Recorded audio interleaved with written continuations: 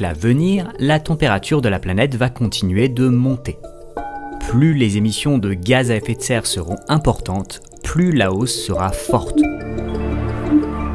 Mais en quoi est-ce un problème ?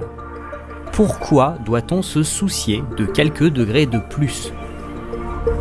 Parce que le changement climatique menace les infrastructures où nous vivons.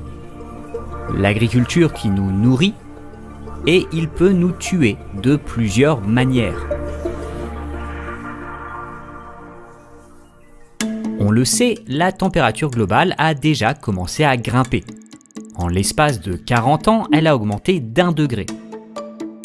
Cette température globale est une construction mathématique. C'est la moyenne sur l'ensemble de la planète des températures de l'air proche de la surface. Si on sépare l'évolution sur les terres et les océans, on voit que les continents se réchauffent bien plus vite.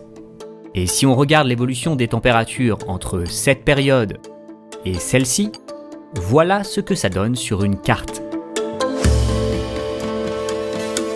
On voit que les continents, en rouge plus sombre, se sont davantage réchauffés que les océans en jaune. Mais on voit également qu'une région comme l'Arctique est plus touchée que l'Afrique. Dans quelques zones assez réduites, en bleu, la température moyenne a en revanche diminué. L'augmentation des températures n'est donc pas la même partout. Mais elle n'est pas non plus la même tout le temps. Prenons ce graphique.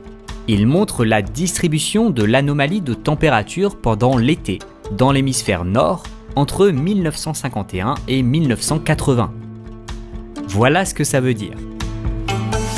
Si un été correspond aux normales saisonnières, il va se retrouver au milieu de cette courbe. Si un été est plus chaud en moyenne, il va se retrouver de ce côté. Et s'il est plus froid, de l'autre côté. Avec le changement climatique, les normales de saison augmentent au fil du temps. Mais on voit aussi que cette distribution s'aplatit. Résultat, il y a plus d'étés anormalement chauds. Et leur température augmente plus vite que la moyenne. Et ces étés très chauds, tout à droite, s'accompagnent souvent de canicules qui sont de plus en plus fréquentes, sévères et longues. Or, en plus d'être particulièrement pénibles, les canicules peuvent tuer. Sur ce graphique,